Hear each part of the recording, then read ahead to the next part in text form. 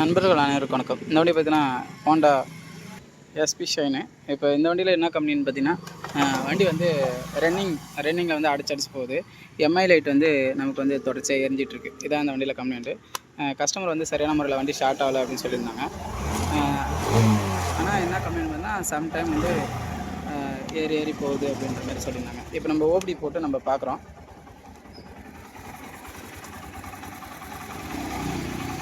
இப்போ வந்து வண்டி ரன்னிங்கில் தான் இருக்குது, பார்த்தாலே தெரியும். இப்போ இதில் வந்து ஓபிடி கனெக்ட் பண்ணியாச்சு. கனெக்ட் பண்ணும்போது ஒரு 3 விதமான ஃபால்ட் சேவ் ஆகிருக்கு. அதான் என்னென்னு பார்க்க போகிறோம். பார்த்தீங்கன்னா P0 300 அப்படின்ற ஃபால்ட் சேவ் ஆகிருக்கு. ரேண்டம் மிஸ்ஃபயரிங் அப்படின்ற. இப்போ இதில் வந்து ஹெட்டில் வந்து ஃபயரிங் வந்து சரியான முறையில் நடக்கலை அப்படின்ட்டு மிஸ்ஃபயரிங் கம்ப்ளைண்ட் வந்து சேவ் ஆகிருக்கு. இப்போ இந்த P0 300 அப்படின்னு வந்தாலே நமக்கு வந்து இந்த இதில் வந்து என்ன ஃபால்ட்டு இருக்கும் அப்படின்ட்டு பார்க்கலாம். இப்போ இது வந்து ஓட்டு சென்சார் வந்து சர்க்யூட் லோ. இது வந்து P0 134 அப்படின்ட்டு வருது. இப்போ இதுக்கும் வந்து மிஸ்ஃபயரிங் கம்ப்ளைண்ட் தான். இப்போ சரியான முறையில் ஹெட்டில் வந்து ஃபயரிங் ஆகி ரிச் மிக்சர் ஆகி போகுது. அதான் இந்த வண்டியில் கம்ப்ளைண்ட்டு. இப்போ இதில் பார்த்திங்கன்னா ஃபியூல் பம்ப்பு வந்து கழட்டி பார்க்க போகிறோம். இப்போ இந்த ஃபியூல் பம்பில் வர அந்த கப்ளர் வந்து கழட்டிட்டு நம்ம கீ ஆன் பண்ணுறோம். இப்போ நம்ம கீ ஆன் பண்ணும்போது பெட்ரோல் இதில் வரவே இல்லை. அது எப்படின்னா விட்டு தான் வருது.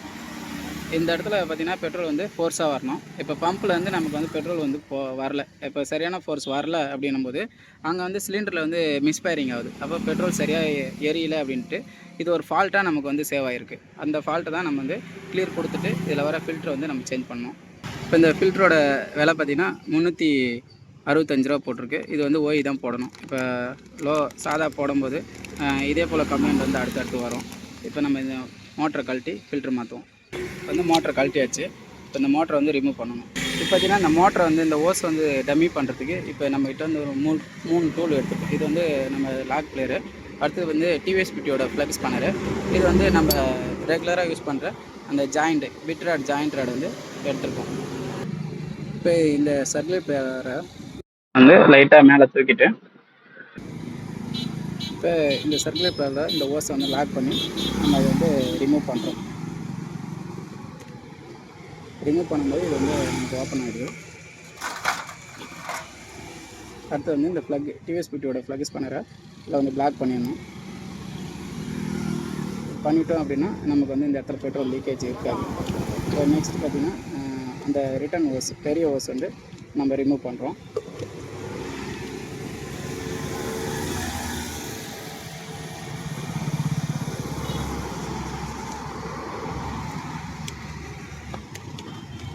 ரிமூவ் பண்ணி இப்போ இதில் பார்த்திங்கன்னா நம்ம பிட்ராட் அதை வந்து நம்ம ஃபிக்ஸ் பண்ணுறோம். இப்போ ஃபிக்ஸ் பண்ணும்போது இப்போ ரெண்டுமே நம்ம வந்து கரெக்டான முறையில் லாக் பண்ணியாச்சு. இப்போ இந்த ஒரு டூல் இருந்தாலே நமக்கு போதும். இந்த ஓஸ் வந்து டேமேஜ் ஆகாமல் நம்ம எளிய முறையில் எடுக்கலாம். நம்மகிட்ட இருக்கிற ஒரு சின்ன டூல் வச்சு நம்ம இதுதான் நம்ம பண்ணிகிட்ருக்கோம்.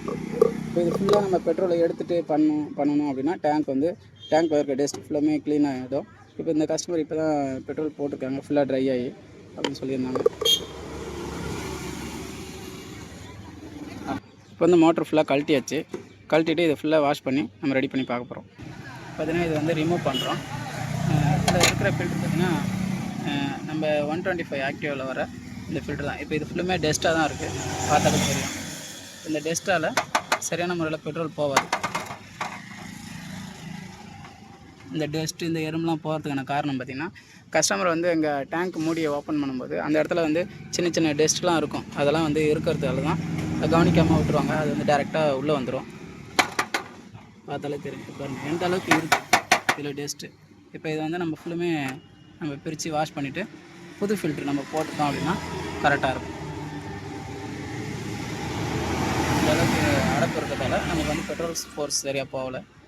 இப்போ பார்த்திங்கன்னா ஹோண்டா குரூப்பை பொறுத்தளவுக்கு இப்போ 2 மாடல் ஃபில்ட்ரு இருக்குது. இப்போ இது வந்து ஆக்டிவ் 125 ஆக்டிவ்க்கெலாம் இது போடலாம். அதே போல் எஸ்பி ஷைனுக்கு வந்து இந்த பார்ட் நம்பரில் இந்த ஃபில்ட்ரு இருக்குது. இந்த ஃபில்ட்ரு மாடல் பார்த்திங்கன்னா ஒன்று வந்து லென்த்தாக இருக்கும், இன்னொன்று வந்து இது வந்து ஷைன். எல்லா வண்டிக்கும் ஷைனு, யூனிக்கானு இது போல் வண்டிக்கெலாம் காமனாக போட்டுக்கலாம். இப்போ இது போல் ஃபில்ட்ருலாம் நம்ம வந்து வாங்கி வச்சுக்கிட்டோம் அப்படின்னா நம்ம வந்து எளிய முறையில் வண்டி வரும்போது ரெடி பண்ணி கொடுக்கலாம் அப்படின்ற தகவல். அதே போல் இந்த ஃபில்ட்ரு மாற்றும் போது நல்லா நம்ம வந்து உதறணும். உள்ளுக்குள்ளே இருக்கிற டஸ்ட்டு எல்லாமே வெளில வர அளவுக்கு நல்லா ஃபோர்ஸாக உதறும் போது அந்த டஸ்ட்டு எல்லாமே வெளில வந்துடும். பார்த்திங்கன்னா மோட்ரு வந்து வாஷ் பண்ணி வச்சாச்சு ஃபுல்லாக. இப்போ இந்த பழைய ஃபில்ட்ரு வந்து ரிமூவ் பண்ணிவிட்டு புது ஃபில்ட்ரு வந்து போடுறோம். போடும்போது இந்த சின்ன ஓரிங் வந்து கரெக்டான முறையில் சீட்டிங் பண்ணணும். இப்போ அதில் போட்டு நம்ம சீட்டிங் பண்ணுறோம். இப்போ பழைய புது ஓரிங் போட்டாச்சு. இப்போ இந்த ஃபில்டரில் வந்து ஒரு காடி இருக்கும். அதே போல் நம்ம மோட்டரில் வந்து அந்த ஒரு ஸ்டெப் இருக்கும் அந்த மூலையில். இப்போ அதுக்குள்ளே நம்ம கரெக்டாக செட்டிங் பண்ணணும். அப்போ தான் வந்து அது சரியான முறையில் லாக் ஆகும். இது எல்லாருக்குமே தெரிஞ்ச விஷயந்தான். இருந்தாலும் தெரியாத நண்பர்கள் வந்து இதை பார்த்து தெரிஞ்சுக்கணும் அப்படின்றதுக்காக இந்த ஒரு தகவல். இப்போ இந்த மேலே வர டாப் கவர் பார்த்திங்கன்னா புதுசு தான் போடணும். அந்த ஓரிங் வந்து இதில் வந்து கரெக்டான முறையில் செட்டிங் பண்ணி இதுதான் வந்து இது வந்து மோட்டரோட ஃபில்ட்ரு எல்லாமே மாற்றி மோட்டர் வந்து கரெக்டாக ஃபிட் பண்ணுறோம். இப்போ இதில் பார்த்திங்கன்னா மோட்ரு வந்து கரெக்டாக ஃபிட் பண்ணியாச்சு. எல்லா லைனும் கொடுத்தாச்சு. இப்போ இதை நம்ம என்ன பண்ண போகிறோம்னு பார்த்திங்கன்னா இதில் வந்து டஸ்ட்டு அதிகமாக இருந்ததால் இப்போ இந்த டேங்க்கில் இருக்கிற பெட்ரோல் எல்லாத்தையுமே நம்ம ரிமூவ் பண்ண போகிறோம். ஒரு 5 லிட்டர் கேனு இது போல் இருக்குதுல இந்த பெட்ரோல் எல்லாமே பிடிச்சிட்டு மறுபடியும் வந்து இதை ஃபில்ட்ரு பண்ணி மறுபடியும் இந்த டேங்க்கில் ஊற்றணும்.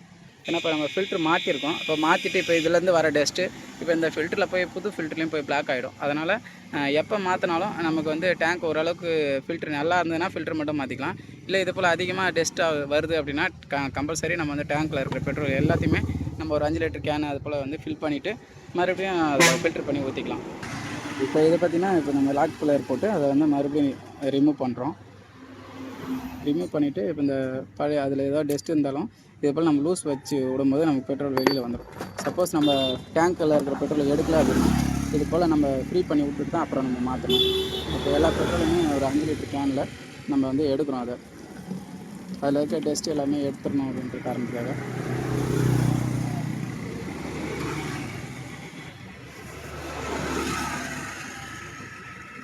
கஷ்டமாகிடுச்சு.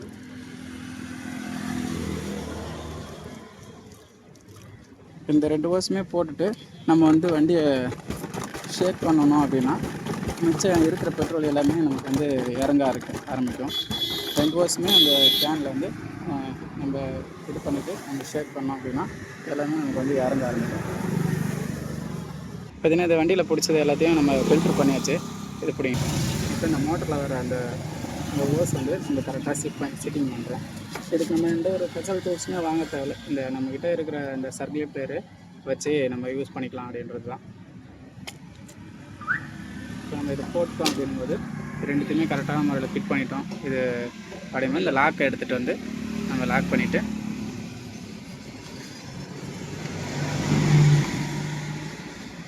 இப்போ வந்து 2 லாக்குமே கரெக்டாக செட்டிங் பண்ணியாச்சு.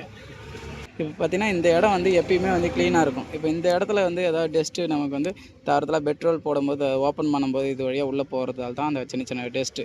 இதை நம்ம ஃபில்ட்ரு மாற்றும் போது இந்த இடம் வந்து நம்ம கொஞ்சம் சுத்தமாக பண்ணி நம்ம கஸ்டமருக்கு கொடுக்கணும்.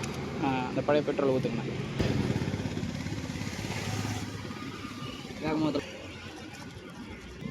இப்போ வந்து நம்ம ஃபில்ட்ரு மாற்றியாச்சு. எல்லா ஒர்க்கும் முடிஞ்சிடுச்சு. இப்போ சாவி ஆன் பண்ணி எந்த அளவுக்கு ஃபோர்ஸ் வருது அப்படின்னு பார்க்க போகிறோம். பார்த்தாலே தெரியும். இப்போ வந்து நம்ம ஒரு டைம் ஆன் பண்ணும்போது பெட்ரோல் வந்து ரொம்ப ஃபோர்ஸாக வரும். ஏற்கனவே வந்து பெட்ரோலே வந்திருக்காது. அப்போ அந்த பெட்ரோல் வரலை அப்படின்னும்போது அங்கே இன்ஜெக்டரில் வந்து பெட்ரோல் சரியான முறையில் தெளிக்கலை, அங்கே ஃபயரிங் நடக்கலை அப்படின்னும்போது அந்த P0300 அப்படின்ற அந்த ஃபால்ட்டு கோடு சேவ் ஆகும். இப்போ P0300 அப்படின்ற ஃபால்ட்டு கோடு வந்தது அப்படின்னா நம்ம ஃபஸ்ட்டு இந்த கிளிப்பை ஓப்பன் பண்ணி இந்த இடத்துல பெட்ரோல் ஃபோர்ஸ் வருதா அப்படின்றத நம்ம செக் பண்ணிக்கணும். இப்போ வந்து பார்த்திங்கன்னா எம்ஐ லைட் வந்து எரியுது. இப்போ ஓபிடியில் வந்து ஏற்கனவே வந்து அந்த ஃபால்ட்டு சேவ் ஆகிருந்தது. அதை நம்ம வந்து கிளியர் கொடுக்க போகிறோம். இப்போ இந்த P0300ன்ற ஃபால்ட்டு வந்து இதில் சேவ் ஆகிருக்கு. எம்ஐ லைட் வந்து நமக்கு வந்து எரியுது. அடுத்தது பார்த்திங்கன்னா இப்போ P0134 அப்படின்ற ஃபால்ட்டு கோடு சேவ் ஆகிருக்கு. அதையும் வந்து இதே போல் இந்த ஃபியூல் பம்ப் ஃபில்டர்லேருந்து பெட்ரோல் போகலைனாலும் இந்த எம்ஐ லைட் எரியும். இப்போ இது ரெண்டுத்துக்கும் நம்ம வந்து அதை கவனிக்கணும் அப்படின்ற ஒரு தகவல் தான் இது. இப்போ இதை வந்து நம்ம கிளியர் கொடுக்குறோம். பார்த்தீங்கன்னா ஆப்ஷனில் போய் கிளியர் கொடுக்குறோம். இப்போ கிளியர் கொடுத்தோடனே நமக்கு வந்து எம்ஐ லைட் வந்து கட் ஆஃப் ஆகிடுச்சு. எம்ஐ லைட் வந்து கட் ஆஃப் ஆகிடுச்சு. இப்போ நம்ம வந்து ஸ்டார்ட் பண்ணி பார்க்க போகிறோம். இப்போ வண்டி வந்து ஸ்டார்ட் ஆகிடுச்சு, கரெக்டாக இருக்குது. இப்போ உள்ளே போய்ட்டு ஏதாவது ஃபால்ட் இருக்கா அப்படின்னு சேவ் பண்ணி பார்ப்போம். இப்போ நோ வெஹிக்கிள் ஃபால்ட் அப்படின்னு வந்துருச்சு. இப்போ இது வந்து பார்த்திங்கன்னா ஒரு 2-3 கிலோமீட்டர் ஓட்டி பார்த்துட்டு மறுபடியும் வந்து ஓபடி போட்டு ஃபால்ட் பார்த்துட்டு செக் பண்ணி பார்த்துட்டு நம்ம கஸ்டமர்கிட்ட கொடுக்கணும். இது ஒரு சின்ன ஒரு அவேர்னஸ் தகவல். P0 300 P0 300